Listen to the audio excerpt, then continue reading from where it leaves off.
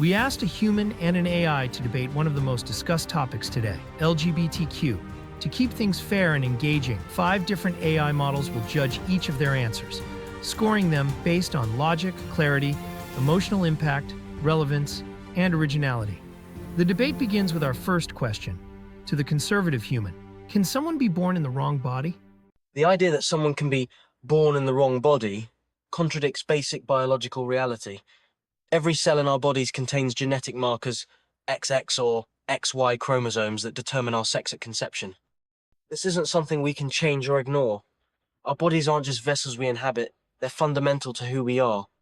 When we claim someone can be born in the wrong body, we're suggesting a split between mind and body that makes little scientific sense. This concept also reinforces harmful stereotypes. It implies that a boy who enjoys activities traditionally associated with girls must somehow really be a girl, which actually undermines efforts to expand acceptable expressions for both sexes. Throughout history, people have experienced discomfort with their bodies in many ways. We don't treat anorexia by affirming the person's distorted body image. Instead, we help them reconcile their mental state with physical reality. Similarly, true compassion for gender dysphoria doesn't mean affirming a disconnect between mind and body, but helping people find wholeness and acceptance. We should approach these complex issues with humility and caution. The radical idea that the mind can be one gender, while the body is another, lacks compelling evidence. We can treat all individuals with dignity and respect, while still acknowledging the biological realities that shape us from conception.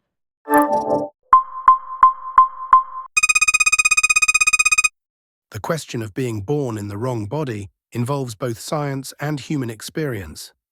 Gender identity, our internal sense of gender, sometimes differs from our physical characteristics, a condition recognized by major medical organizations worldwide. This isn't just a modern concept. Throughout history, cultures around the world have recognized gender identities beyond the binary, from Two-Spirit people in indigenous North American societies to the Hijra of South Asia. Science increasingly supports biological foundations for gender identity. Brain studies show that transgender individuals often have brain structures more similar to their identified gender than their assigned sex. Even chromosomes aren't as simple as we once thought. Conditions like complete androgen insensitivity syndrome show how XY individuals can develop female characteristics if their bodies don't respond to testosterone. When transgender people describe feeling born in the wrong body, they're expressing a profound and persistent disconnect between their internal identity and physical characteristics. An experience validated by decades of research. Importantly, recognizing this reality doesn't reinforce stereotypes, but acknowledges that gender identity exists independently of whether someone conforms to gender norms. A transgender woman may be interested in traditionally masculine activities while still identifying as female. Respecting someone's gender identity costs us nothing and can mean everything to them. It's simply recognizing their lived experience and allowing them the dignity to define themselves.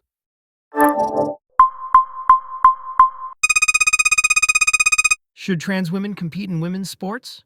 The question of trans women in women's sports isn't about inclusion, but about fairness.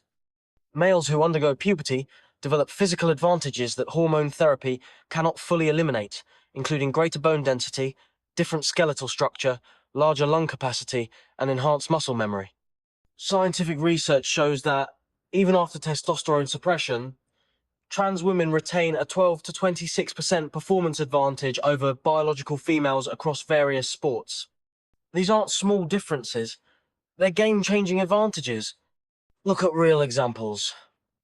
Leah Thomas went from ranking number 462 in men's swimming to winning championships in women's events. Laurel Hubbard qualified for Olympic weightlifting at age 43, well past the prime age for female weightlifters. These cases demonstrate how biological differences translate into competitive advantages. Women's sports categories exist precisely because we recognize these biological differences. They were created to ensure fair competition and provide opportunities for female athletes to excel and access scholarships and professional careers. Allowing biological males to compete in women's categories effectively erases these hard-won opportunities. We can respect transgender individuals' identities while still acknowledging biological realities that matter in competitive sports. Alternative competitive categories would better serve fairness while respecting everyone's dignity. This isn't about exclusion, it's about maintaining the integrity of women's sports as a fair competitive space for female athletes.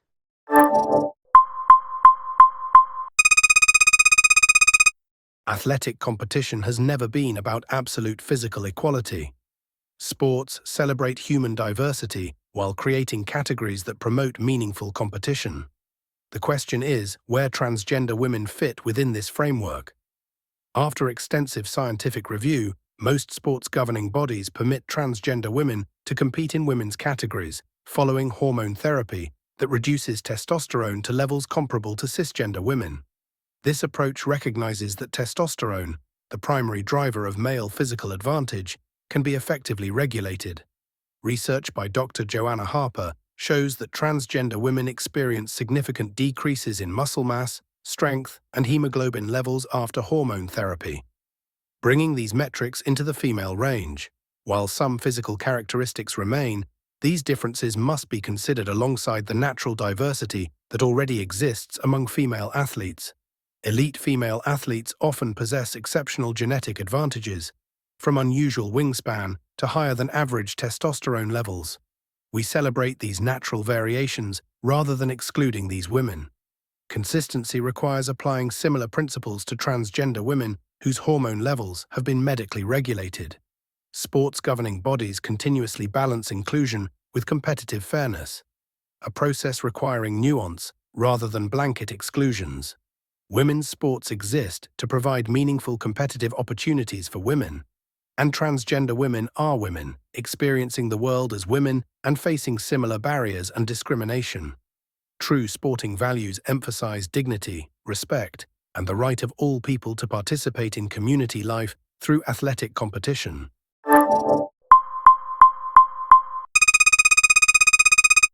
Is it okay for children to attend pride parades? While Pride began as a movement seeking basic dignity, many modern Pride parades feature elements inappropriate for children. These often include explicit nudity, simulated sexual acts, fetish gear, and hypersexualized performances content we'd shield children from in any other context. We have film ratings and content warnings specifically to protect children from adult sexual content. Why should Pride parades get an exception to these widely accepted standards?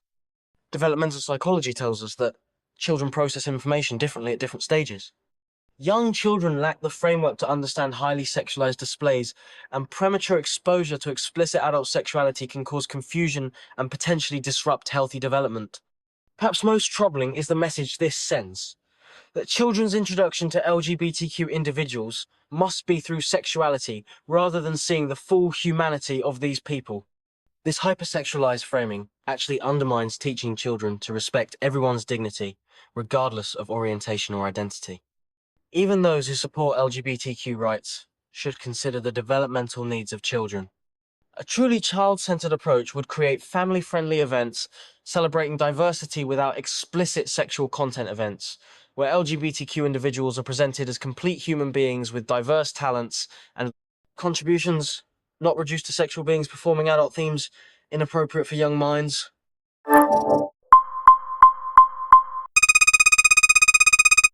Pride celebrations have evolved significantly, with most cities now offering multiple events specifically designed for different audiences, including family-friendly Pride events with age-appropriate activities that many families attend each year.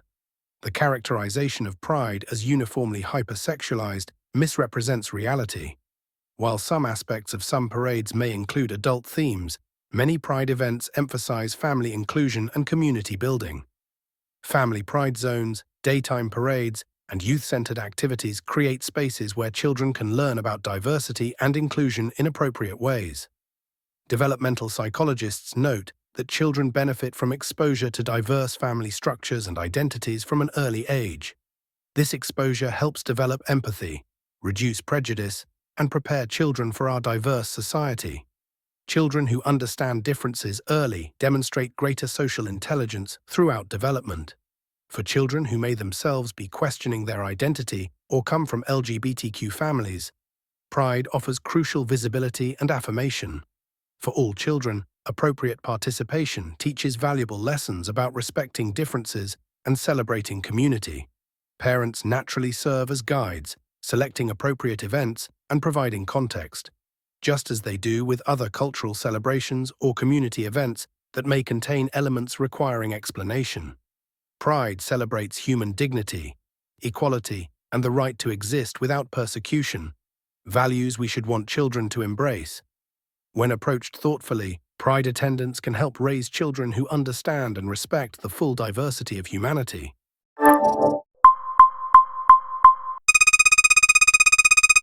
Should businesses be allowed to refuse service to LGBTQ customers based on religious beliefs? There's an important distinction between refusing to serve someone based on who they are versus declining to participate in specific activities that violate religious convictions.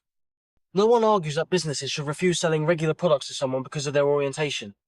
However, compelling creative professionals to produce custom work celebrating events that contradict their religious beliefs crosses into forced expression.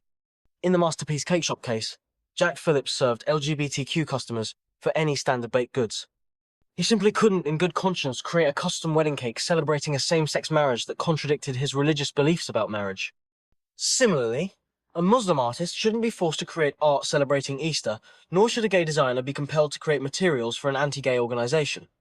True pluralism requires space for different moral and religious viewpoints to coexist without government coercion. Tolerance works both ways. Authentic diversity includes diversity of thought and belief, not just surface characteristics. A balanced approach would respect both religious liberty and LGBTQ dignity, recognizing that in a diverse society, we must create space for good faith differences while ensuring equal access to essential goods and services.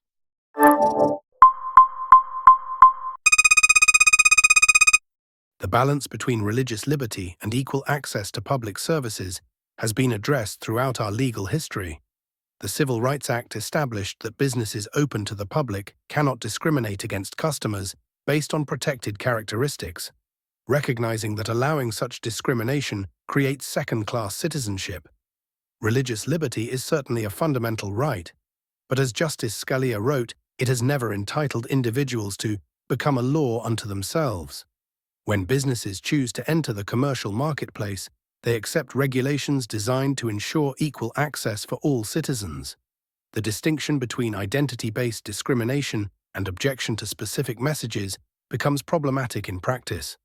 A business refusing to create a wedding cake for a same-sex couple while creating identical products for opposite-sex couples is making a distinction based ultimately on the customer's identity, not merely the message.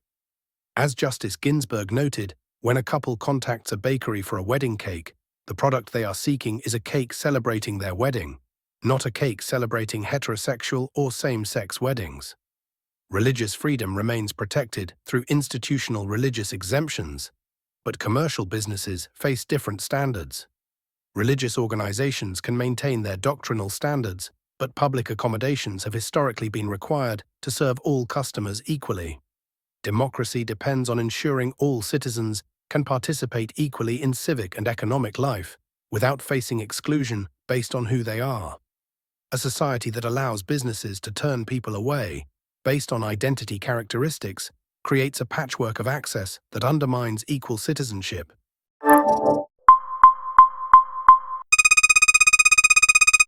Does LGBTQ representation in media help or harm society? The rapid increase of LGBTQ representation in media, especially children's content, raises serious concerns about its impact. While representation itself isn't inherently problematic, the current approach often undermines parental authority, presents one-sided viewpoints as settled truth, and may contribute to social contagion effects. Media doesn't just reflect society, it shapes it particularly for impressionable young viewers. When children's programming introduces complex concepts about gender fluidity before children have developed the capacity to critically engage with these ideas, it bypasses parents' role in guiding their children's moral development. Current LGBTQ media representation typically presents only one framework: that gender identity is entirely self-determined, and that questioning one's gender is a sign of authenticity. This one-sided presentation fails to acknowledge legitimate scientific and religious perspectives that understand sex as binary and connected to biological reality. Perhaps most concerning is the potential social contagion effect. Research has documented the phenomenon of rapid onset gender dysphoria among adolescents that spreads through peer groups and media exposure. When vulnerable young people are constantly exposed to romanticized portrayals of transgender identities, they may interpret normal adolescent discomfort through this lens. We should approach fundamental changes to understandings of sex and gender with caution, especially regarding children's development. A truly diverse society would ensure media representation respects different viewpoints, rather than promoting a single contested ideology as unquestionable truth.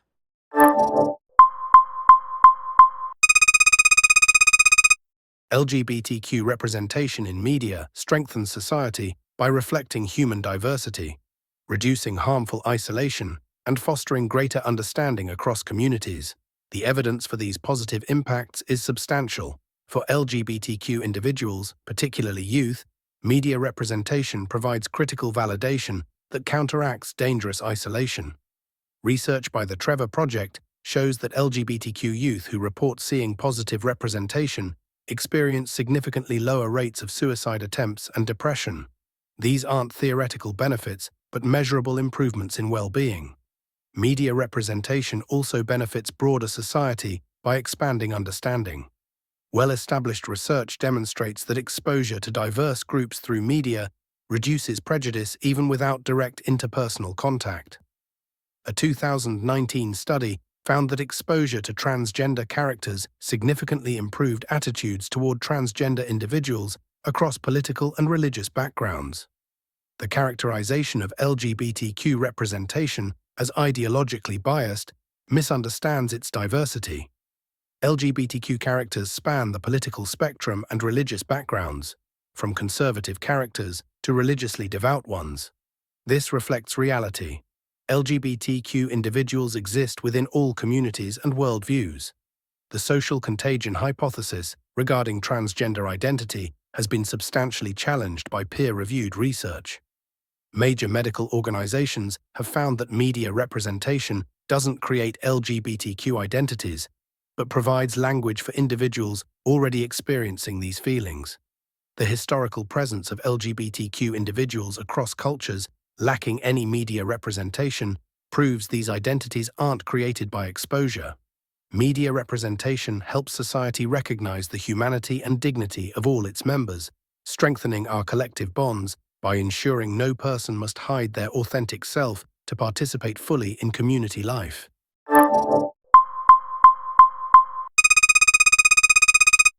Should LGBTQ education be part of the school curriculum? While schools should teach respect for all individuals, there are good reasons why comprehensive LGBTQ curricula are inappropriate, particularly for younger students. Such curricula often present contested viewpoints as settled facts. When schools teach that gender is a spectrum divorced from biological sex, they're not presenting neutral information but promoting specific claims that many scientists, psychologists, and philosophers dispute. This crosses the line from education to indoctrination. These curricula frequently undermine parental authority in guiding children's moral and sexual development. Parents have the primary right to introduce sensitive topics according to their values and their child's developmental readiness. Schools shouldn't bypass this fundamental parental role. Evidence suggests that premature exposure to gender ideology can cause confusion in children who would otherwise develop typically. Developmental specialists have expressed concerns about how this education may lead children to question their gender when they otherwise wouldn't, creating unnecessary psychological distress. Finally, there's the practical question of priorities. American students continue to lag behind international peers in essential subjects like math, reading, and science. Every hour devoted to LGBTQ education is time not spent strengthening these foundational skills that all students need to succeed. A better approach would teach general principles of human dignity and respect, without imposing contested frameworks, while allowing parents to guide their children's understanding of sensitive topics according to their values and children's developmental needs.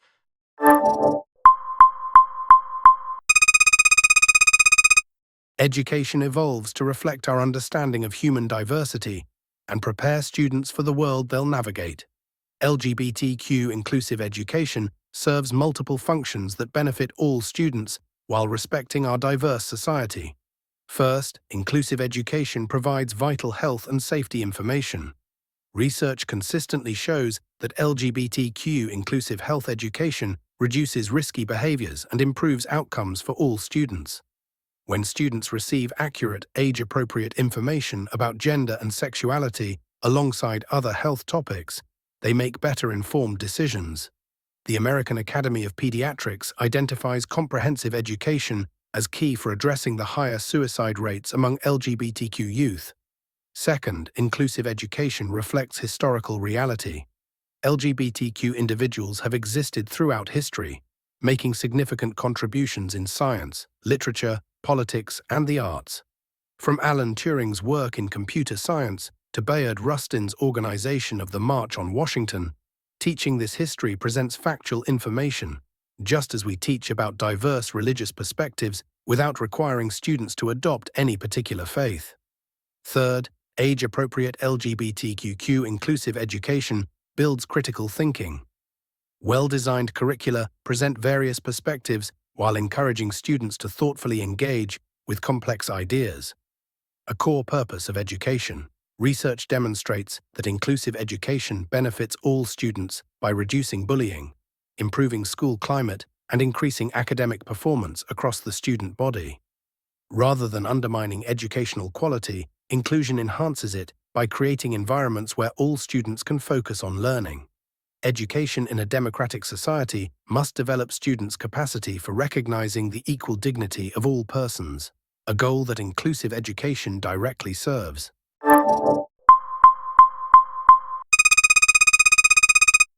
Is gender a social construct or a biological reality? The question of gender versus biological sex has been unnecessarily complicated by theories that confuse rather than clarify human nature. The evidence for the biological basis of sex differences is overwhelming and consistent across scientific disciplines. Sex is determined at conception through chromosomal arrangement, typically XX for females and XY for males, that trigger developmental processes affecting every system in the human body. These aren't just surface characteristics, but profound differences in physiology, neurology, hormones, and even disease susceptibility. Even in rare disorders of sexual development, these exceptions don't negate the sexual binary, but represent variations within it. Just as people born with one leg don't disprove that humans are naturally bipedal, the exception proves the rule. Every known human society recognizes the male-female distinction and organizes social expectations accordingly. These cross-cultural universals suggest that gender roles, while showing cultural variation, aren't arbitrary but emerge from underlying biological realities. Many sex differences in behavior appear consistently across different cultures, suggesting biological rather than merely cultural origins. None of this denies that individuals may experience gender dysphoria or that societies attach cultural expectations to biological sex. However, claiming gender is entirely a social construct divorced from biology contradicts substantial scientific evidence and requires adopting an extreme blank slate view of human nature that few serious scientists maintain. A more accurate position acknowledges biology's foundational role while recognizing the complex interplay between nature and culture and human development.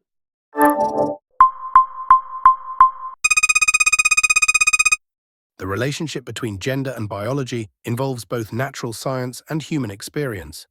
Evidence shows that while biological sex exists as a physical reality, gender identity emerges through a complex interplay of biological, psychological, and social factors. Biologically, sex development is more complex than a simple XX or XY binary. Sexual differentiation involves multiple independent processes: chromosomal, gonadal, hormonal, and neurological development, each with its own spectrum of outcomes.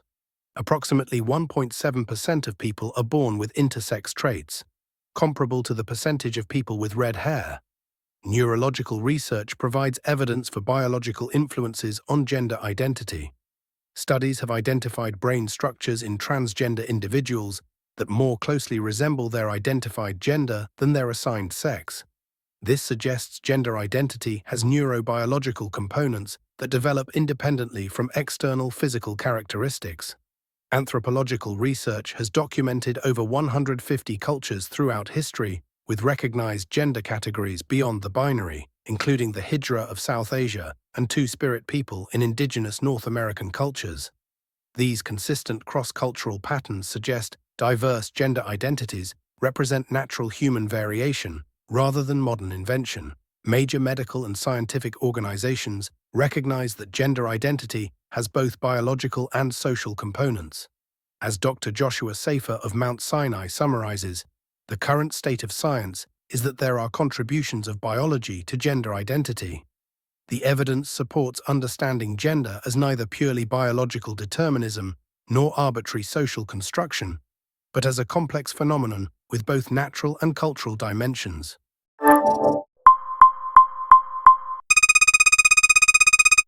Do LGBTQ rights conflict with religious freedom? The increasing tension between LGBTQ rights and religious liberty reflects competing visions of pluralism and accommodation of deep differences. Religious liberty stands as America's first freedom, not just protecting private belief, but the right to live according to deeply held convictions. For many religious people, these commitments aren't compartmentalized, but integral to every aspect of life. When religious organizations and individuals are compelled to affirm or participate in activities that violate their core beliefs about marriage, sexuality, and gender, their religious freedom is substantively compromised. Consider recent cases. Catholic adoption agencies forced to close rather than place children with same-sex couples. Religious schools facing lawsuits for maintaining doctrinal standards. Creative professionals threatened with financial ruin for declining to produce content celebrating events that contradict their beliefs. These aren't hypothetical scenarios, but documented conflicts showing that expanding interpretations of LGBTQ rights increasingly leave no room for traditional religious convictions. Authentic pluralism requires creating space for different underlying principles rather than forcing conformity to a single orthodoxy. Historically, religious liberty protections have honored America's pluralistic character by creating accommodations that allow diverse moral communities to coexist without coercion. A truly inclusive society would seek balanced solutions that protect LGBTQ individuals from unjust discrimination while preserving space for religious institutions and individuals to operate according to their sincere convictions. This balanced approach better reflects America's pluralistic tradition than enforced conformity on contested moral questions.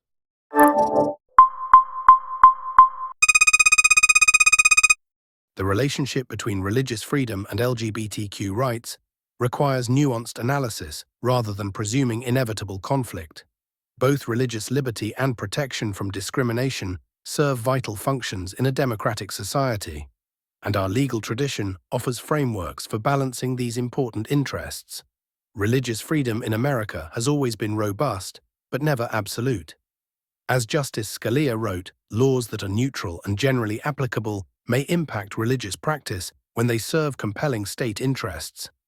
Anti-discrimination protections represent such compelling interests, ensuring all citizens can participate equally in public life. History provides context. Similar concerns about religious liberty were raised during the civil rights movement when some claimed religious exemptions from racial anti-discrimination laws. In Bob Jones University v. United States, the Supreme Court held that even sincere religious beliefs couldn't justify discrimination in the public sphere. This established an important principle. While religious freedom protects belief and worship, it has different applications in the commercial marketplace. Religious institutions maintain substantial protections. Churches aren't required to perform same-sex marriages. Religious schools can maintain faith-based codes of conduct, and houses of worship control their membership and leadership. These institutional religious freedoms remain firmly protected. The theologian Reinhold Niebuhr observed that justice in a pluralistic society requires balancing freedoms while establishing minimum standards that protect human dignity. This balanced approach recognizes both religious liberty and the equal citizenship of LGBT individuals. Rather than a zero-sum conflict, we can create a society where religious communities practice their faith freely while LGBTQ people participate equally in civil society, upholding both religious freedom and equal protection under law.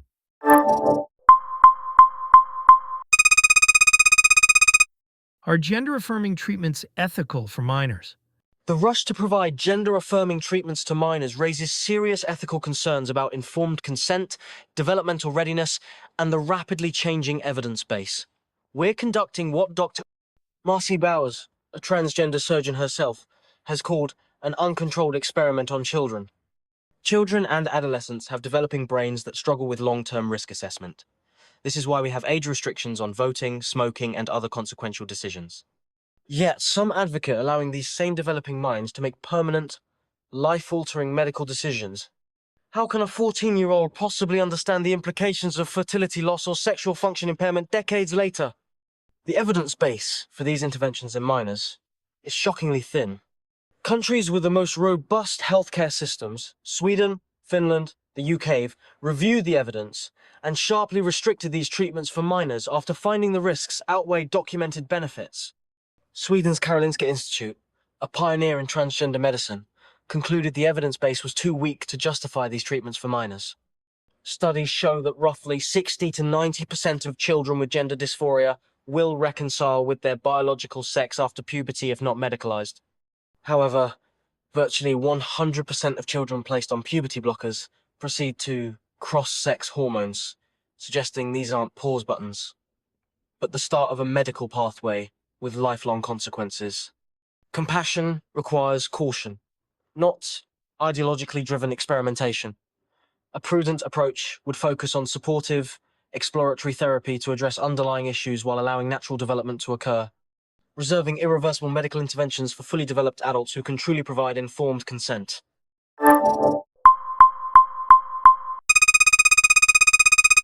Gender-affirming care for minors follows carefully developed evidence-based protocols designed to support young people with persistent gender dysphoria while minimizing risks. These protocols, established by major medical organizations, including the American Academy of Pediatrics and the Endocrine Society, emphasize a cautious, step-by-step approach tailored to each child's developmental stage. For prepubescent children, care is entirely social, involving no medical interventions whatsoever. For adolescents with persistent, well-documented gender dysphoria, puberty blockers may be prescribed, a reversible intervention that simply delays puberty, giving young people time to mature while preventing the distress of developing unwanted secondary sex characteristics. These medications have been safely used for decades to treat precocious puberty. Cross-sex hormones are considered only for older adolescents after comprehensive psychological evaluation and with parental consent. Surgical interventions are generally not recommended for minors, with rare exceptions for older teens after extensive evaluation. The claim that most gender-diverse children desist comes from older studies that included many children who didn't actually meet criteria for gender dysphoria.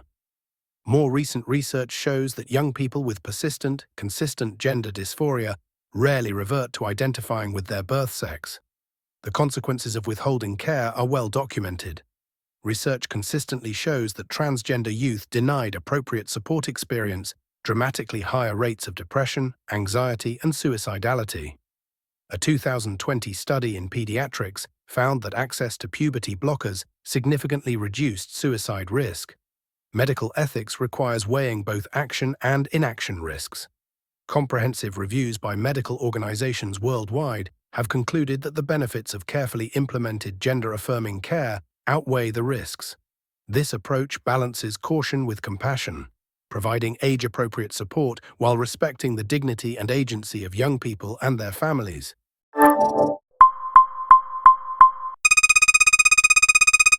Should governments recognize more than two genders? The proposal that governments should officially recognize more than two genders represents a fundamental shift in how our society organizes vital systems, with far-reaching implications that proponents rarely address fully. Government recognition of biological sex serves important practical purposes in areas ranging from healthcare to criminal justice to sports. These systems weren't designed around gender identity but biological reality. Medical research, treatment protocols, and health screenings are necessarily sex-specific. Crime statistics and prison populations are segregated by sex for reasons of safety and meaningful data collection. Legal documents with sex markers help identify individuals and prevent fraud. Introducing multiple gender categories creates immediate practical problems. How many genders should be recognized? On what objective basis are these categories defined? What prevents someone from changing their legal gender for opportunistic reasons? These questions aren't trivial, but expose the practical difficulty of building legal frameworks around subjective identity rather than objective biology. Moreover, Law serves an important educative function in society. When government formally endorses the concept of many genders, it's not merely accommodating a small minority, but affirmatively teaching contested anthropological claims as official truth claims that millions of citizens reject based on both religious and secular reasoning.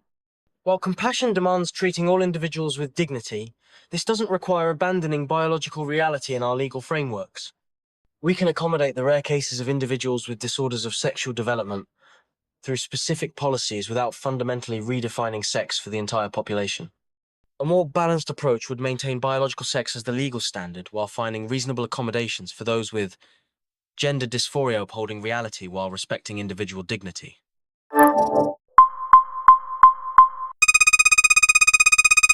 Government recognition of gender diversity reflects both scientific understanding and the practical needs of all citizens to have their identities accurately represented in official systems.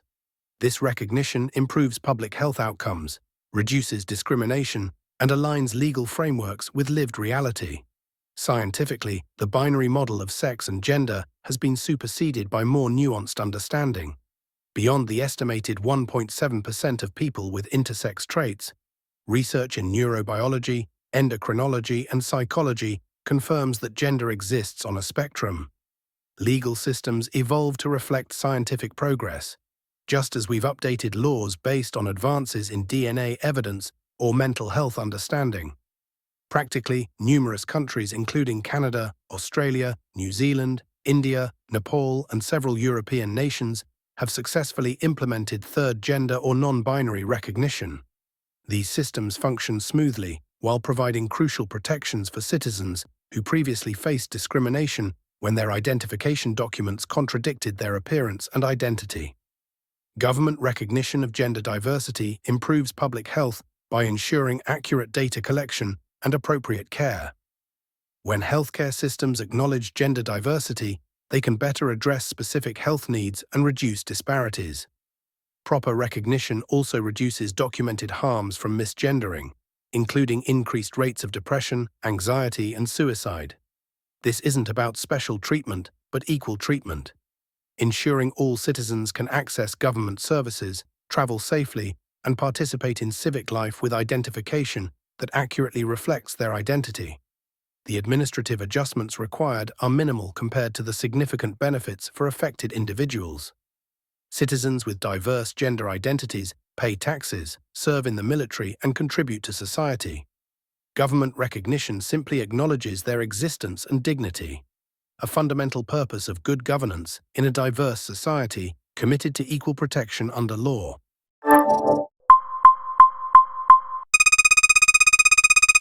This concludes our structured debate on LGBTQ rights and issues. We have heard substantive arguments from both our human and AI debaters. The scores provided by our AI judges have offered a momentary assessment of each response based on their internal criteria. Our goal today was not to declare a winner or resolve these multifaceted issues. If you found this debate insightful, like the video, subscribe for more human versus AI discussions, and let us know in the comments, who do you think made the stronger case, and why?